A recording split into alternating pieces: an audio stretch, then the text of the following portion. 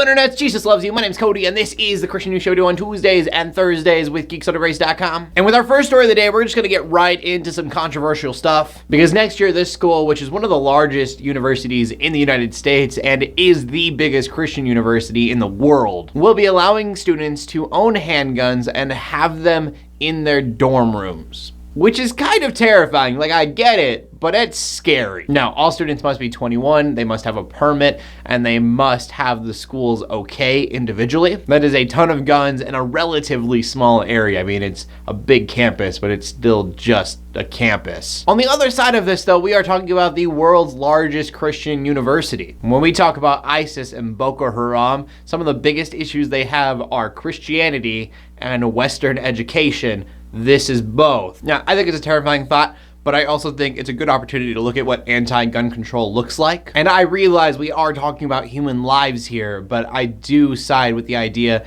that if everyone's got a gun, no one's gonna go mess with that. But that said, I know that we have pacifists in the group that believe all Christians should be completely nonviolent in any way. And Jesus saying live by the sword, die by the sword, and telling Peter even to put down his sword, many believing that meant all Christians should put down their sword. And they're not alone. I completely respect it. There are a ton of people who have this mindset. And so this is always a discussion I like reading in the comments. Leave your thoughts on it down below. I believe in defending the people around you. I just find it unloving to stand and watch as someone's being murdered if there's something that you could be doing. But our next story is about the Jordan River, specifically where Jesus was baptized. You may not be aware, but the Middle East is not the safest place right now. But over 300,000 people go to the Jordan River every single year to get baptized, which is a little hard to do right now. So there's this British charity which is raising money so that they can remove 1,000 mines from the area, like landmines. The charity is called Halo Trust.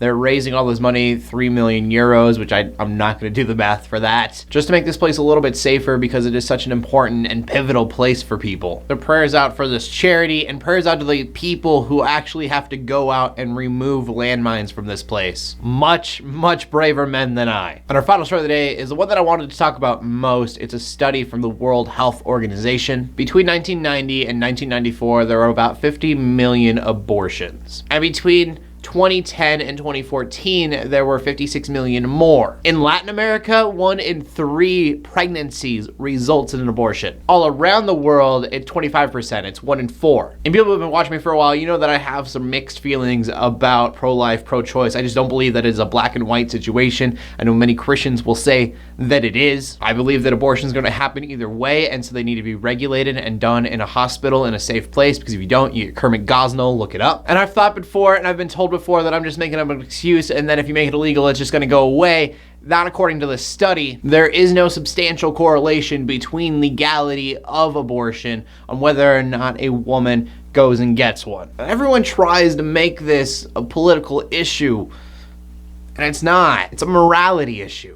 The fact that people don't think that it's wrong. I don't understand what it is with Christians who they don't agree with some things. They go, maybe we'll make it illegal. That'll teach them. Because let's be honest, it's not just this, it's like everything. We should stop focusing on what's legal and what's illegal and start focusing on the value of life. So much could be done in this world if we taught and talked instead of try to control. I mean, that number, 25%, is a monument to how broken of a people we really are. And that's what we need to start changing, that brokenness. And the only way to do that, the only way to truly do that, is through Jesus Christ. Let's be more like him. So question of the day, guns. Do you believe that Liberty University students should carry guns? We just talked about the value of life, and now we're talking about violence. I had a couple of thoughts here, I guess.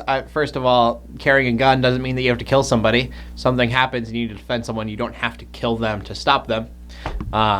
And then secondly, like I said, I believe that it is unloving to not defend somebody when you can and watch them get attacked, murdered, what have you. So leave your guys' comments in the comment section down below. I want to know what your guys' thoughts are. I'm sure that you guys have some. Make sure you have GeeksOnTheGrace.com for more geeky content. My name's Cody Armour, bringing Christian news in a not so boring kind of way every Tuesday and Thursday. I'm all sorts of emotional right now. In closing, let the haters say, let the Christians pray, and to everyone like to subscribe. I will see you later, and God bless.